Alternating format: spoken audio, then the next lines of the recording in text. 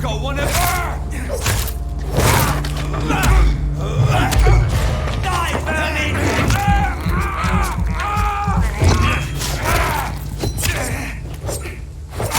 You'll pay for this, you big fucker!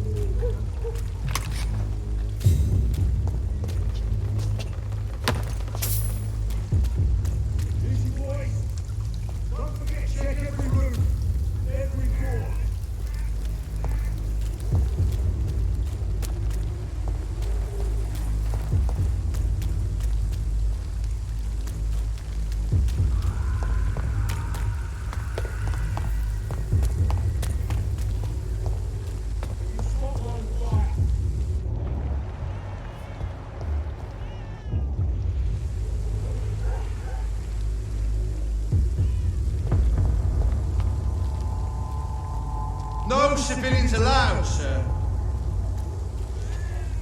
Step away, sir. This is no place for you, sir.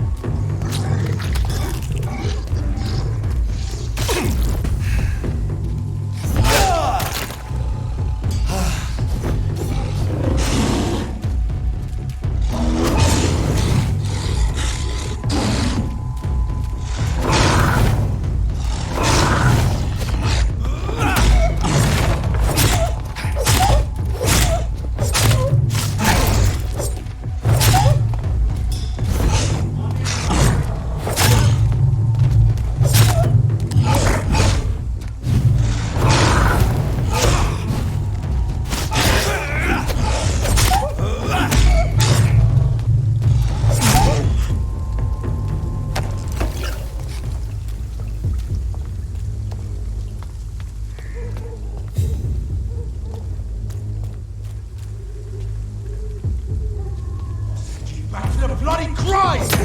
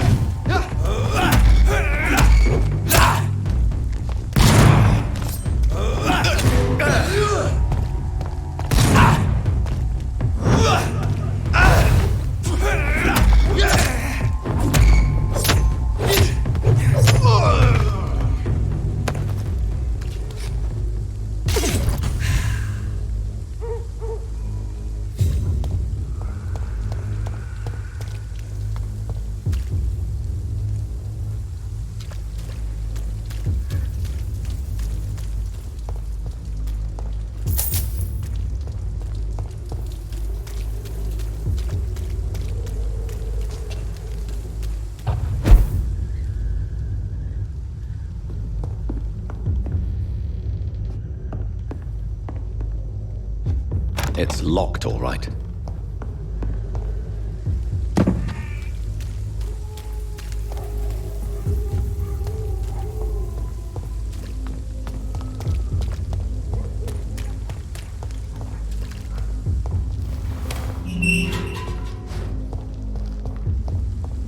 Whitechapel. This neighborhood is linked somehow to the kind Lady Ashbury's blackmail. First, let's find this Petrescu fellow.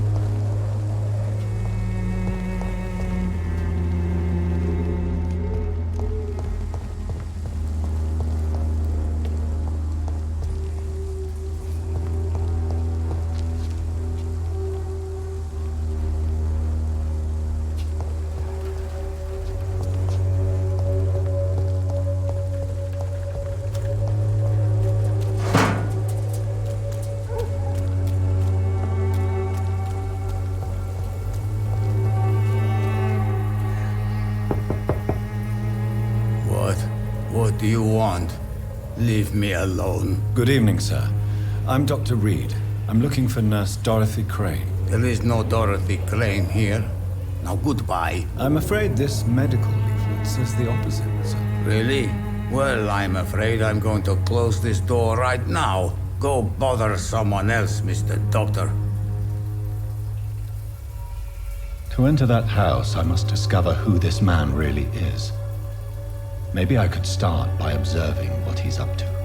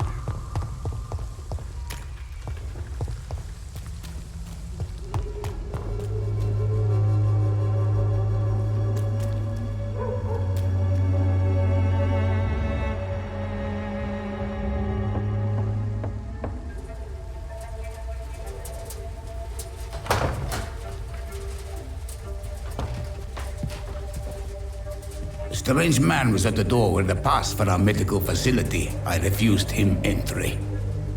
Darius, how could you know he didn't need our help?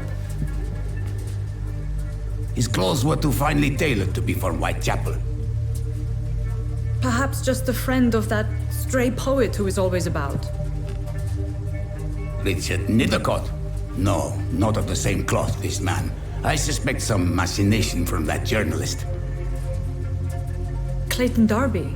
Is he still asking questions? Yes. I saw him drifting around St. Mary's Church. I swear he is tracking me, just downwind.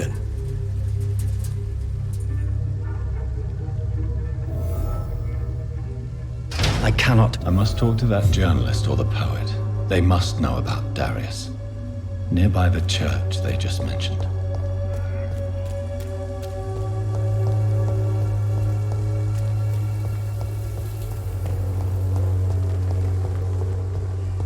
Please, I don't have your money. Come on, Barrett, you know the game. You pay for peace of mind. Can't you just look the other way this week, Joe? Come on, we can sort it out, right? It's not my call, Barrett. You pay one way or another. Please, Joe. How long have we known each other? We even used to be neighbours, for Christ's sake. I'd prefer not to give you another beating, Barrett.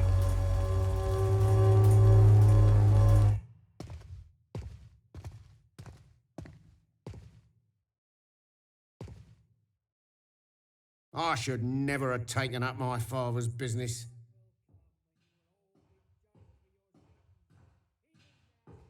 Excuse me, sir. I have a few questions for you. Another journalist? I didn't answer the first one, so piss off! I'm not a journalist, I'm a doctor. A doctor, you say? It's quite a rare breed in this part of town. Really? But still, here I am. Dr. Jonathan Reed, at your service. I'm Joe Peterson to some, but Colossus Joe to most. And I don't remember asking for your service, sir.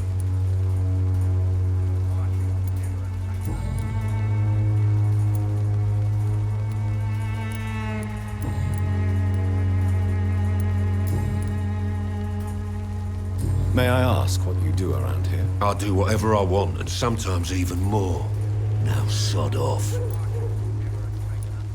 According to you, physicians are scarce in this part of town. Why is that? Not familiar with this neighborhood, are you?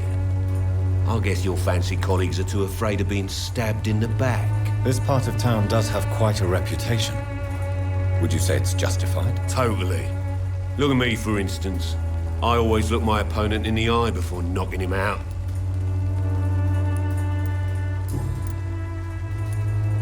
Have you heard of a nurse named Dorothy Crane? She's a colleague of mine, and is supposed to live around here. Dorothy Crane? Yeah, I know her. One of the few good souls who dare to help the sick around here. Could you please tell me more about her? She's a nice girl. Tries to help the migrants. I offered to give her a hand, but she said my reputation would attract too much attention.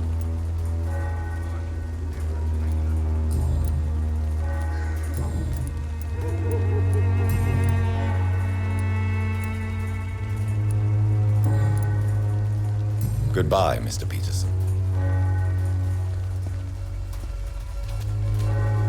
I should never... Welcome, sir. Please, take a browse of my wares. I am Dr. Reed. I would like to ask you a few questions, if you don't mind. Doctor? Interesting. I'm Barrett Lewis. Usually I don't have time to waste with talk, but at this hour of the night I can hardly refuse.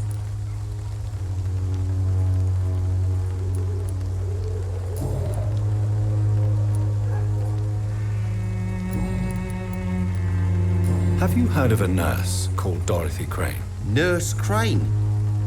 So the bitch really is a nurse, then? Always thought she was just some crafty foreigner, that one.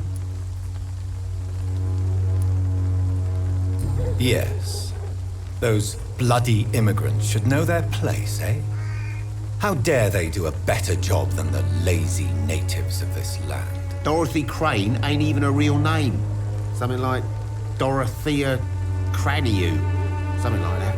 Came to England fleeing the war, I was told. That doesn't explain why she irritates you so much. Your precious Nurse Crane gives away medical supplies and prescriptions for free. I offered to sell it for a fair cut, but no. Miss Crane wanted to play the quiet saint.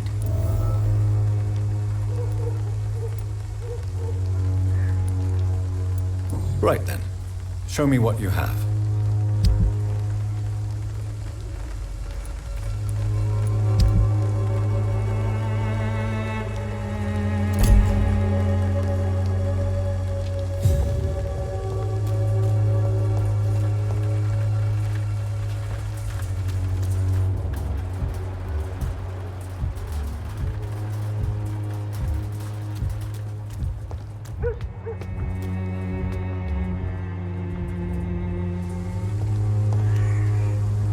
Forgive my interruption. Do not apologize, my son. Father Tobias Whitaker is always happy to teach mortals about the incoming Armageddon. I am Dr. Jonathan Reed, and I just have a few questions. A scientist? You are much more lost than I thought, my son.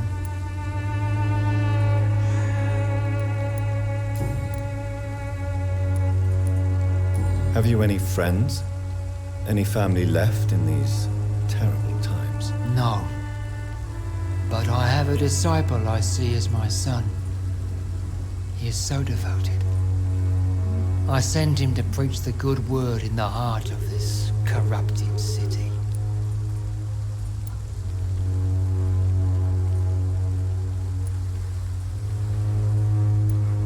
You sent him on some preaching crusade during the epidemic. As a true believer, Samuel will fear no evil while he walks through the valley of the shadow of death. Where did you send him? I sent Samuel to the Stonebridge Cemetery, where the pestilence and evil grows night after night.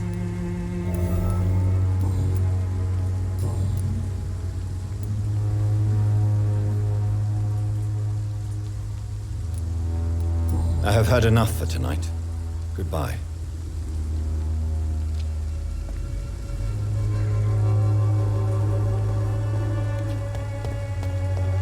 The walls of your home will not protect you.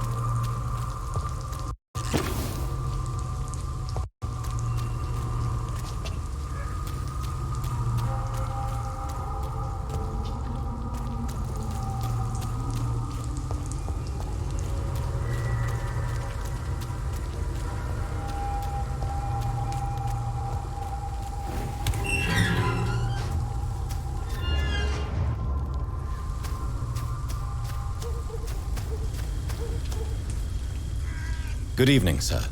I'm Dr. Reed. I would like to ask you a few questions. Please be my guest. Although I may not be the best informant regarding this part of town, my words speak about that which the eyes cannot see. Really? Are you an artist of some kind? I'm a poet, sir. Richard Nethercott, at your service. May I ask you a few questions about the district? Extraordinary part of town, is it not? I'll be glad to help you, if I can. What can you tell me about an old man called Darius? Darius Petrescu? Yes, I know him. At first, I thought he was only a small publisher. I invited him to publish my work, but his reaction was pretty clear. Not interested in your talent? Darius is an old political activist who takes delight in printing tracts and lampoons. Those communist activities only require mediocre writing skills.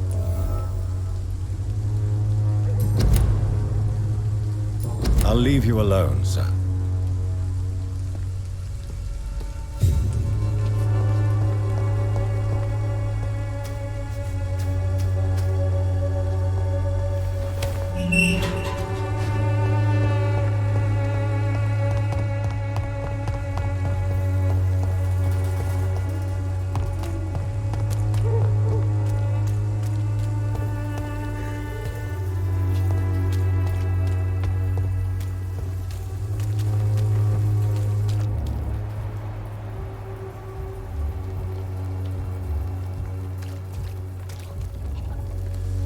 Don't be shy, handsome. What can Christina do for you? I'm not looking for what you're selling. But I'd like to ask you a few questions, if I may. I'm a doctor. Dr. Reed. All right then, but be quick. Though I usually get paid when I open my mouth.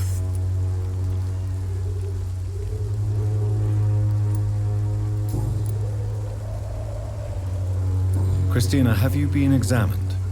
The epidemic is spreading fast in London, and you could be exposed, or expose others. I don't like doctors or hospitals, but I don't like you asking questions.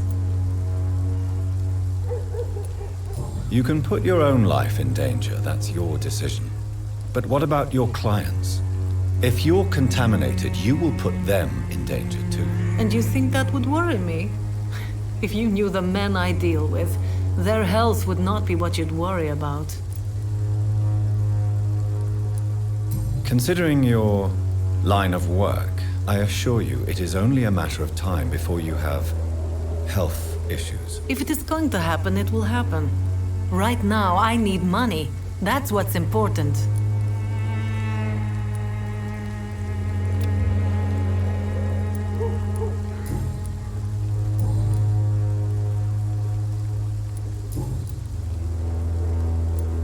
Tell me about yourself. Are you joking with me? People don't usually come to see me for conversation. I have no interest in your work. I am, however, curious as to what led you into this career. Short story. The war, exile, and England. This country is not especially welcoming. I've been refused many jobs because of where I am from. I had few options left.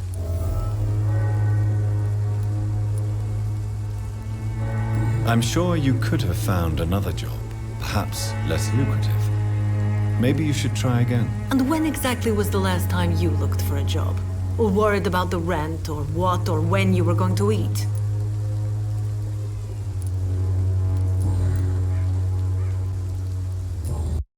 Goodbye, miss. Take care of yourself as best you can.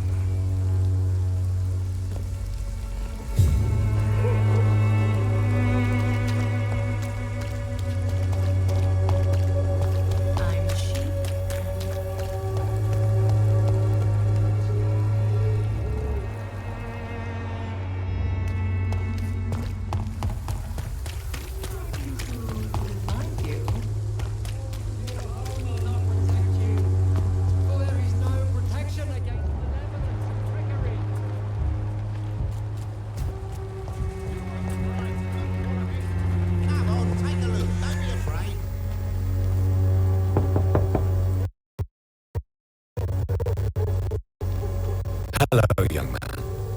I'm Dr. Reed. and I would like to ask you a few questions. May I enter, please? Sorry, no, sir. My father does not like people entering our house, you see. Your father is worried about you, boy. He asked me to look for you. So my father actually worries about me then? Okay then. Come on in. I'm Harry, by the way. Is there only pain and suffering in this world?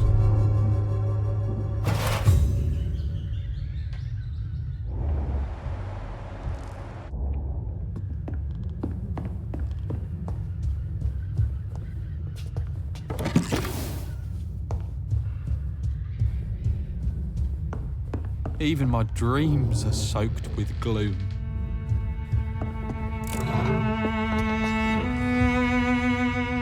So, may I ask you a few questions? I'm not bothered. What could be worse?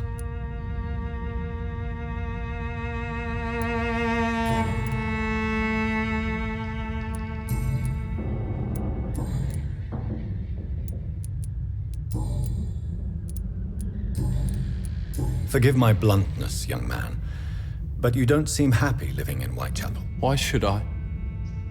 I never wanted to come here in the first place. It was my father's decision. And look around you. Does this look like a nice place to live?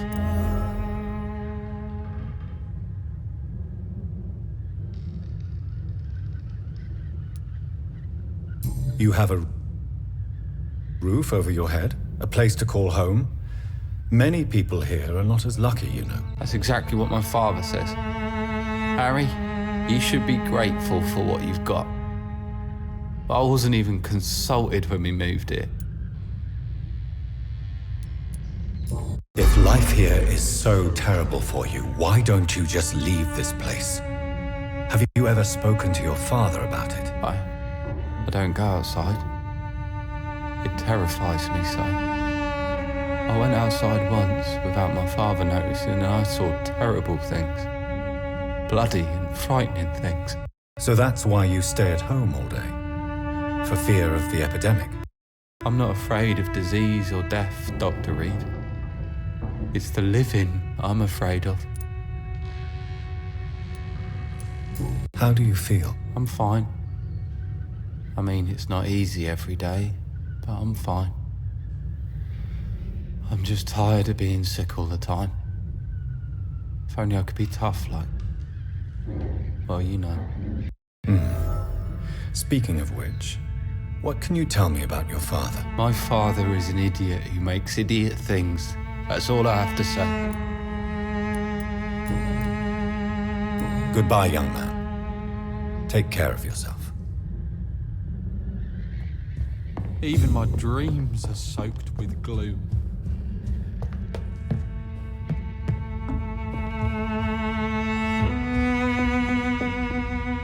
It's locked, all right.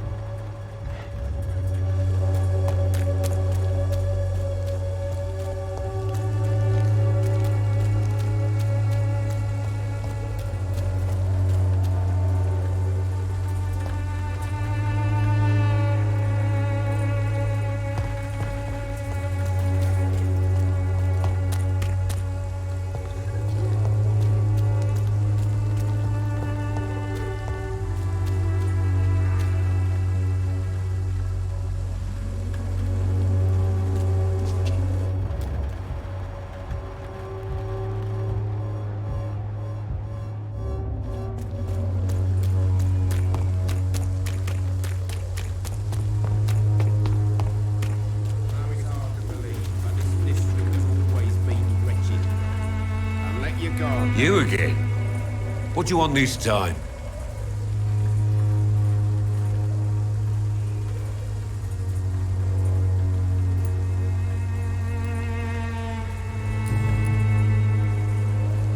Harry doesn't seem happy living in Whitechapel. Why did you make him come here? I've always put my son's interests above everything else, whatever he may think. Our house is small but affordable. The walls are thin, but the door is solid. You really love your son, don't you, Mr. Peterson? He's my pride and joy. Even if he hates me for the choices I make and pushes me buttons more than he should. Since the criminal nature of your job means you could be arrested, are you not afraid of what would happen to your boy if you were? No one will ever take my son away from me. If that ever occurred, I'd hunt the bastard down and rip off his head with my bare hands. Do you have any regrets? Only one. Not to have my beloved wife by my side. She died when Harry was little. My sweet Jane. She gave the boy confidence.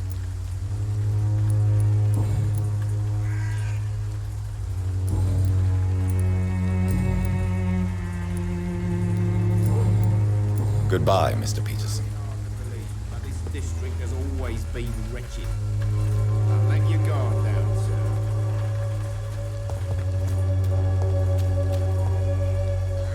Fancy buying something, sir? You never lose your focus, do you?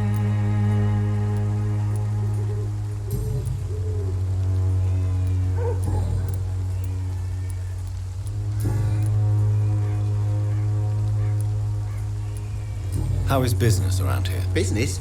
I have no business. Between this racket, theft, and customers getting scared, I'm losing money every day. I see. Sounds like you blame someone in particular for your situation. It's no secret Joe Peterson spends his time harassing merchants. But with me, he's trying to put me out of business once and for all. As a merchant, you see Whitechapel every day. Have you noticed anything out of the ordinary recently? What you mean besides the epidemic, the war, and all the usual crap? As long as I can remember, this part of town has been a bottomless pit, and no sign of the bottom yet. Violence is increasing in the borough. Yeah. A few nights ago, some blokes jumped me. Came out of one of the condemned workshops. Fever, madness, something like that. Where did this happen? Why did you go there? In the closed workshops nearby. I worked there as an apprentice in better days. Now I only go to find trinkets or tools. Too bad I was mugged, though. There was good money in that little box of loot I lost. Have you been hurt? No, but that's only because I ran like hell. Those men were raving lunatics, I tell you. Not even able to speak anymore, just screaming.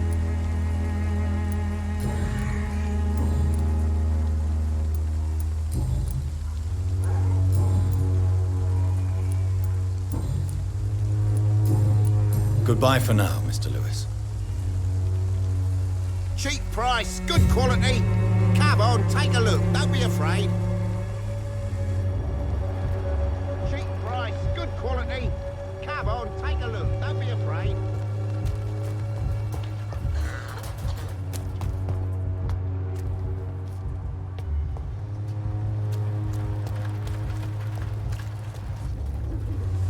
Excuse me, sir. Are you familiar with this part of town? Name's Clayton Darby, reporter. Sorry, I'm new to Whitechapel. But perhaps you could help me since you're a journalist. My name is Jonathan Reed. Dr. Reed, the famous surgeon. I'll gladly help if I'm able, sir. I heard you're investigating an underground medical dispensary in Whitechapel. What do you know about it? Not much, I'm afraid. They are wary of strangers, and I'm not really an acquaintance of theirs. Why do you care? It's confidential. Speaking as a doctor, I'm sure you understand. Are you sure you're not just concerned about the repercussions that a scandal involving a certain Nurse Crane from the Pembroke Hospital would bring? Without a doubt, you are a damn fine journalist, Mr. Darby. What do you know of her accomplice, a man named Darius? I don't know much about the man. He's very cautious, never goes out, Doesn't seem to have any friends or family. He never goes out? No. A few days ago, he unexpectedly did. I followed him, but it was just a ruse to keep me away from his house. Really?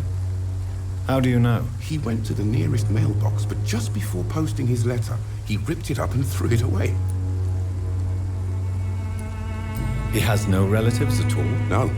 Except for that strange man, a poet named Richard Nithercott, who sometimes comes by. Darius would never let him in. Where can I find this Mr. Nithercott? He spends most of his time lurking around Whitechapel, talking to himself or declaring verses. These days, you can usually find him behind the church.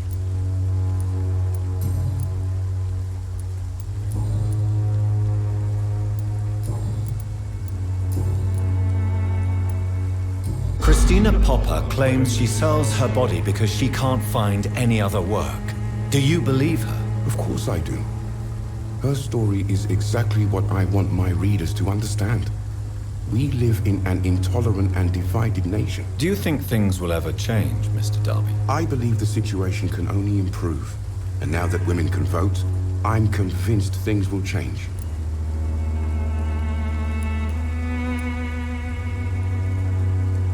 Have you any idea of the danger you face in these streets at night? I've had to run and hide more than once from frenzied mobs incensed by the fever.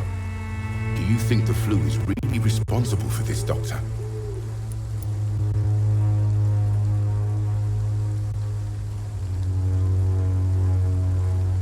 I must confess, some of my rational views have been shaken by recent events. I'll remember to stay away from the district's roughest streets then.